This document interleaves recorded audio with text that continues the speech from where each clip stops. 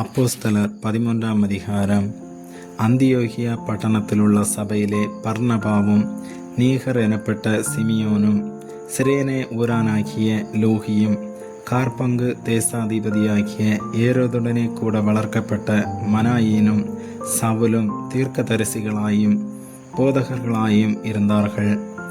அவர்கள் கர்த்தருக்கு ஆராதனை செய்து உபவாசித்து கொண்டிருக்கிற போது பர்னபாவையும் சவுலையும் நான் அழைத்த ஊழியத்துக்காக அவர்களை பிரித்து விடுங்கள் என்று பரிசுத்த ஆவியானவர் திருவுளம் பற்றினார். அப்பொழுது உபவாசித்து ஜெபம் பண்ணி அவர்கள் மேல் கைகளை வைத்து அவர்களை அனுப்பினார்கள். அப்படியே அவர்கள் பரிசுத்த ஆவியினால் அனுப்பப்பட்டு செலூக்கியா பட்டணத்துக்கு வந்து கப்பலேறி அங்கிருந்து சீப்ரு தீவுக்கு போனார்கள். சலாமி பட்டணத்தில் வந்தபோது அவர்கள் யூதருடைய ஜெப ஆலயங்களில் தேவ வசனத்தை பிரசங்கித்தார்கள்.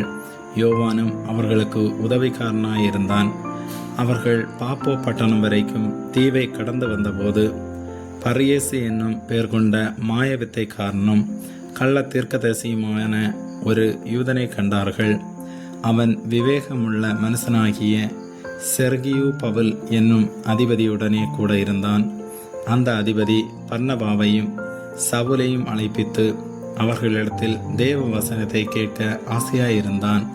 மாயவித்தைக்காரன் என்று அர்த்தங்கொள்ளும் பேரையுடைய அந்த எலிமா என்பவன் அதிபதியை விசுவாசத்தினின்று திருப்பும்படி வகை தேடி அவர்களோடு எதிர்த்து நின்றான். அப்பொழுது பவுல் என்று சொல்லப்பட்ட சவுல் பரிசுத்த ஆவியினால் நிறைந்தவனாய் அவனை உற்று பார்த்து, எல்லா கபடமும் எல்லா பொல்லாங்கும் நிறைந்தவனே, பிசாசின் மகனே, நீதிக்கெல்லாம் பகைஞனே, கர்த்தருடைய செம்மையான வழிகளை புரட்டுவதில் ஓயமாட்டாயோ? இதோ இப்பொழுதே கர்த்தருடைய கை உன்மேல் வந்திருக்கிறது. சில காலம் சூரியனை காணாமல் நீ குருடனாய் இருப்பாய் என்றான். உடனே மந்தாரமும் இருளும் அவன் மேல் விழுந்தது. அவன் தடுமாறி கைலாக கொடுக்கிறவர்களை தேடினான். அப்பொழுது அதிபதி சம்பவித்ததை கண்டு கர்த்தருடைய உபதேசத்தை குறித்து அதிசயப்பட்டு விசுவாசித்தான். பின்பு பவுலும் அவனை சேர்ந்தவர்களும் பாப்போ பட்டணத்தை விட்டு கப்பல் ஏறி பம்பிலியாவில் இருக்கும் பெர்கே பட்டணத்துக்கு வந்தார்கள். யோவான் அவர்களை விட்டு பிரிந்து எருசலேமுக்கு திரும்பி போனான். அவர்கள் பெர்கே பட்டணத்தை விட்டு புறப்பட்டு பிசிதியா நாட்டிலுள்ள அந்தியோகியாவுக்கு வந்து ஓய்வு நாளிலே ஜெப ஆலயத்தில் பிரவேசித்து உட்கார்ந்தார்கள். நியாயப்பிரமாணமும் தீர்க்க தரிசன ஆகவும் வாசித்து முடிந்த பின்பு, சகோதரரே, நீங்கள் ஜனங்களுக்கு புத்தி சொல்ல விரும்பினால் சொல்லுங்கள் என்று சொல்லும்படி ஜெப ஆலய தலைவர்கள் அவர்களிடத்தில் ஆள் அனுப்பினார்கள். அப்பொழுது பவுல் எழுந்திருந்து கையமர்த்தி, இஸ்ரவேலரே, தேவனுக்கு பயந்து நடக்கிற சகல ஜனங்களே, கேளுங்கள். இஸ்ரவேலராகிய இந்த ஜனத்தினுடைய தேவன் நம்முடைய பிதாக்களை தெரிந்து கொண்டு எகிப்து தேசத்தில் அவர்கள் பரதேசிகளாய் சஞ்சரித்த போது ஜனங்களை உயர்த்தி தமது புயபலத்தினாலே அதிலிருந்து அவர்களை புறப்பட பண்ணி 40 வருஷ காலமாய் வனாந்தரத்தில் அவர்களை ஆதரித்து கானான் தேசத்தில் 7 ஜாதிகளை அழித்து அவர்களுடைய தேசத்தை இவர்களுக்கு சுதந்திரமாக பங்கிட்டு கொடுத்து பின்பு ஏறக்குறைய 450 வருஷ காலமாய் சாமுவேல் தீர்க்கதரிசி வரைக்கும் அவர்களுக்கு நியாயாதிபதிகளை ஏற்படுத்தி வந்தார். அது முதல் தங்களுக்கு ஒரு ராஜா வேண்டும் என்று கேட்டுக்கொண்டார்கள். அப்படியே தேவன் பென்யமீன் கோத்திரத்தானாகிய கீசுடைய குமாரனான சவுலை 40 வருஷ காலமாய் அவர்களுக்கு கொடுத்தார். பின்பு அவர் அவனை தள்ளி தாவீதை அவர்களுக்கு ராஜாவாக ஏற்படுத்தி, ஈசாயின் குமாரனாகிய தாவீதை என் இருதயத்துக்கு ஏற்றவனாக கண்டேன், எனக்கு சித்தமானவைகளை எல்லாம் அவன் செய்வான் என்று அவனை குறித்து சாட்சியும் கொடுத்தார். அவனுடைய சன்னதியிலே தேவன் தமது வாக்குத்தத்தத்தின்படியே இஸ்ரவேலுக்கு இரட்சகராகிய இயேசுவை எழும்ப பண்ணினார்.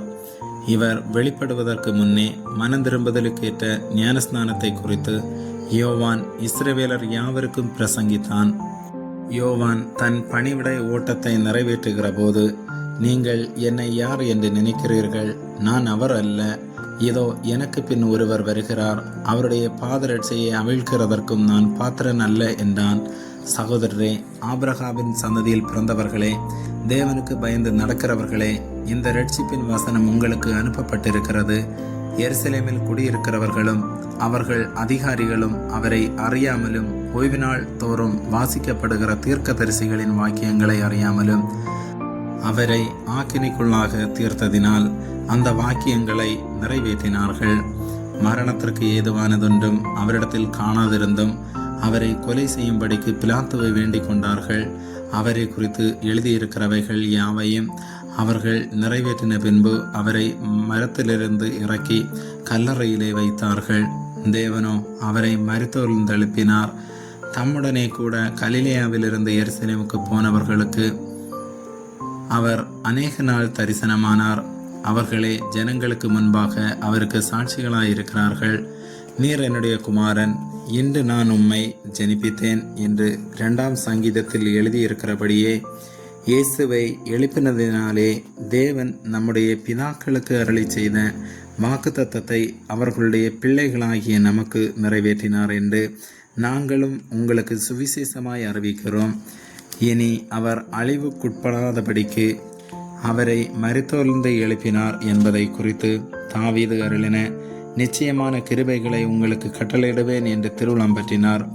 அன்றியும் உம்முடைய பரிசுத்தர் அழிவை காணவிட்டீர் என்று வேறொரு சங்கீதத்தில் சொல்லியிருக்கிறது. தாவீது தன் காலத்திலே தேவனுடைய சித்தத்தின்படி அவருக்கு ஊழியம் செய்த பின்பு நித்திரையடைந்து தன் பிதாக்களிடத்திலே சேர்க்கப்பட்டு அழிவை கண்டான். தேவனால் எழுப்பப்பட்டவரோ அழிவை காணவில்லை. ஆதலால் சகோதரரே, இவர் மூலமாய் உங்களுக்கு பாவ மன்னிப்பு உண்டாகும் என்று அறிவிக்கப்படுகிறதொன்றும் மோசையின் நியாயப்பிரமாணத்தினாலேயே நீங்கள் எவைகளின்று விடுதலையாகி நீதிமான்களாக்கப்படக்கூடாதிருந்ததோ விசுவாசிக்கிறவன் எவனும் அவைகளின்று இவராலே விடுதலையாகி நீதிமானாக்கப்படுகிறான் என்றும் உங்களுக்கு தெரிந்திருக்க கடவது. அன்றியும் தீர்க்கதரிசிகளின் புஸ்தகத்திலே அசட்டைக்காரரே பாருங்கள், பிரமித்து அழிந்து போங்கள். உங்கள் நாட்களில் ஒரு கிரியையை நான் நடப்பிப்பேன். ஒருவன் அதை உங்களுக்கு விவரித்து சொன்னாலும் நீங்கள் விசுவாசிக்க மாட்டீர்கள் என்று சொல்லுகிறபடி உங்களுக்கு நேரிடாதபடிக்கு எச்சரிக்கையாயிருங்கள் என்றான். அவர்கள் யூதருடைய ஜெப ஆலயத்திலிருந்து புறப்படுகையில் அடுத்த ஓய்வு நாளிலே இந்த வசனங்களை தங்களுக்கு சொல்ல வேண்டும் என்று புறஜாதியார் வேண்டிக் கொண்டார்கள். ஜெப ஆலயத்தில் கூடின சபை கலைந்து போன பின்பு யூதரிலும் யூத மார்க்கத்தமைந்த பக்தி உள்ளவர்களிலும் அநேகர் பவுலையும் பர்னபாவையும் பின்பற்றினார்கள். அவர்களுடனே இவர்கள் பேசி தேவனுடைய கிருபையிலே நிலை கொண்டிருக்கும்படி அவர்களுக்கு புத்தி சொன்னார்கள். அடுத்த ஓய்வு நாளிலே கொஞ்சம் குறைய பட்டணத்தார் அனைவரும் தேவ வசனத்தை கேட்கும்படி கூடி வந்தார்கள். யூதர்கள் ஜனக்கூட்டங்களை கண்டபோது பொறாமையினால் நிறைந்து பவுலினால் சொல்லப்பட்டவைகளுக்கு எதிரிடையாய் பேசி விரோதித்து தூசித்தார்கள். அப்பொழுது பவுலும் பர்னபாவும் தைரியம் கொண்டு அவர்களை நோக்கி, முதலாவது உங்களுக்கே தேவ வசனத்தை சொல்ல வேண்டியதாயிருந்தது. நீங்களோ அதை தள்ளி உங்களை நித்திய ஜீவனுக்கு அபாத்திரராக தீர்த்து கொள்ளுகிறபடியினால் இதோ நாங்கள் புறஜாதியாரிடத்தில் போகிறோம். நீர் பூமியின் கடைசி பரியந்தமும் இரட்சிப்பாய் இருக்கும்படி உம்மை ஜாதிகளுக்கு ஒளியாக வைத்தேன் என்கிற வேத வாக்கியத்தின்படி கர்த்தர் எங்களுக்கு கட்டளையிட்டிருக்கிறபடியினால் இப்படி செய்கிறோம் என்றார்கள். புறஜாதியார் அதை கேட்டு சந்தோஷப்பட்டு கர்த்தருடைய வசனத்தை மகிமைப்படுத்தினார்கள். நித்திய ஜீவனுக்கு பிரமிக்கப்பட்டவர்கள் எவர்களோ அவர்கள் விசுவாசித்தார்கள். கர்த்தருடைய வசனம் அத்தேசமெங்கும் பிரசித்தமாயிற்று. யூதர்கள் பக்தியும் கனமும் உள்ள ஸ்திரீகளையும் பட்டணத்து முதலாளிகளையும் எடுத்துவிட்டு பவுலையும் பர்னபாவையும் துன்பப்படுத்தும்படி செய்து தங்கள் எல்லைகளுக்கு புறம்பாக அவர்களை துரத்திவிட்டார்கள். இவர்கள் தங்கள் கால்களில் படிந்த தூசியை அவர்களுக்கு எதிராக உதறி போட்டு இக்கோனியா பட்டணத்துக்கு போனார்கள்.